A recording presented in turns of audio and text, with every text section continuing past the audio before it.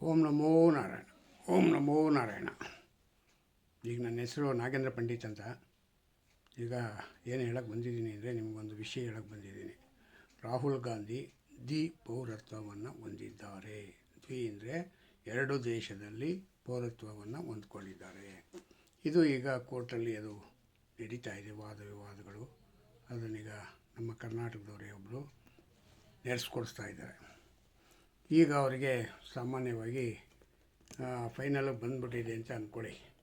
Final ಬಂದಿದೆ. ಕೋರ್ಟ್ಗೆ ಈಗ ಸೀಕ್ರೆಟಾಗಿ ಮಾಡಬೇಕು ಅಂತ ಕೇಂದ್ರ ಸರ್ಕಾರ ಅವರಿಗೆ ತೆರೆದ ಕೋರ್ಟಲ್ಲಿ ಬೇಡ, ಅದನ್ನು ಓಪನ್ ಆಗಿ ಮಾಡಬೇಡಿ, ಅದನ್ನು ಮುಚ್ಚಿ ತರ್ಕಗಳು ವಾದಗಳು ಎಲ್ಲ ಅಲ್ಲಿಂದ ಮಾಡಿ ಅಂತ ಸಲಹೆಯನ್ನು ಕೊಟ್ಟಿದ್ದಾರೆ. ಯಾಕೆ ಕೊಟ್ಟಿದ್ದಾರೆ?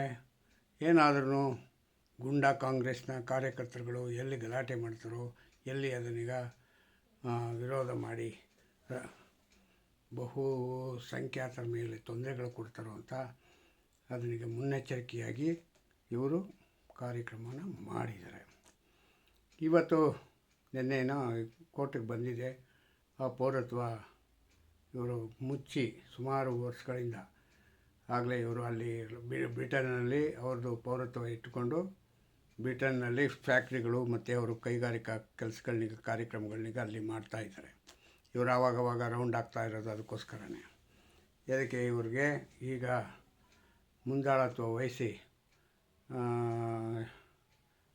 ಯಾರವರು ನಮ್ಮ ಕರ್ನಾಟಕದವರೇ ಒಬ್ಬರು ನಾರ್ಮಲ್ ಮ್ಯಾನ್ ಅವರು ಇದನ್ನೀಗ ಹೋರಾಟ ಮಾಡಿ ಇದನ್ನೀಗ ಫೈನಲ್ ಲೆವೆಲ್ಗೆ ತಗೊಂಬಂದಿದ್ದಾರೆ. ಈಗ ಹೈಕೋರ್ಟಲ್ಲಿ ಅದು ವಿಚಾರಣೆಗೆ ಬಂದಿದೆ. ಅದಕ್ಕೋಸ್ಕರ ಸೆಂಟ್ರಲ್ ಗೌರ್ಮೆಂಟಿಂದ ಏನೇನು ದಾಖಲೆಗಳು ಬೇಕೋ ಆ ದಾಖಲೆಗಳನ್ನೆಲ್ಲ ಒದಗಿಸ್ಬೇಕಾಗಿದೆ ಈಗ ಕೋರ್ಟ್ಗೆ.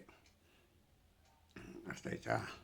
ಕೋರ್ಟ್ಗೆ ಒದಗಿಸ್ಕೊಟ್ಟಾದಮೇಲೆ ಅದನ್ನೀಗ ವಿಚಾರಣೆ ಮಾಡಿ ಮತ್ತು ಇದನ್ನು ಮಾಡಿ ಅವ್ರಿಗೆ ಇವರ ಹೆಸರು ರಾಹುಲ್ ವೆನ್ಸಿ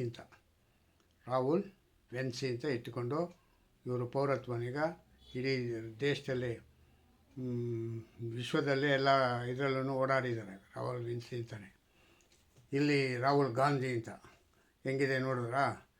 ಹಂಗಾಗಿ ಇದು ಕಳ್ಳತನದಿಂದ ಮಾಡ್ತಾ ಇರೋದ್ರಿಂದ ಇದನ್ನೀಗ ಈಗ ಬಯಲಿಗೆಳಿಬೇಕು ಅಂತ ಕರ್ನಾಟಕದ ಒಬ್ಬ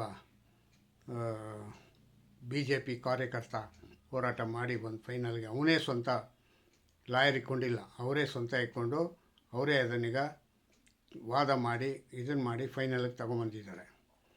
ಈ ಫೈನಲ್ ಏನಾಗುತ್ತೆ ಅಂತ ಗೊತ್ತಿಲ್ಲ. ರಾಹುಲ್ ವೆನ್ಸಿಗೆ ಜೈಲಾಗುತ್ತಾ ಇಲ್ಲ ಗಡೀಪಾರಾಗುತ್ತಾ ಗೊತ್ತಿಲ್ಲ. ಹತ್ರ ಬಂದ್ಬಿಟ್ಟಿದೆ. ಅದು ಇನ್ನೂ ಎಷ್ಟು ಸತಿ ಅಂತ ಗೊತ್ತಿಲ್ಲ. ಈಗಾಗಲೇ ಲಾಸ್ಟ್ ಮಂತ್ ಬಂದಿತ್ತು, ಅದು ಈ ತಿಂಗಳ ಕೊನೆಗೆ 19ನೇ ತಾರೀಕು ಬಂದಿತ್ತು. ಇವಾಗ ನೆನ್ನೆನೋ ಮೊನ್ನೆನೋ ಇದು ವಾದ ವಿವಾದ ನಡೆದಿದೆ ಅಂತ ನನಗಿದೆ.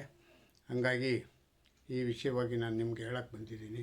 ಜೈ ಹಿಂದ್, ಜೈ ಕರ್ನಾಟಕ ಮಾತೆ. ಓಂ ನಮೋ ನಾರಾಯಣ.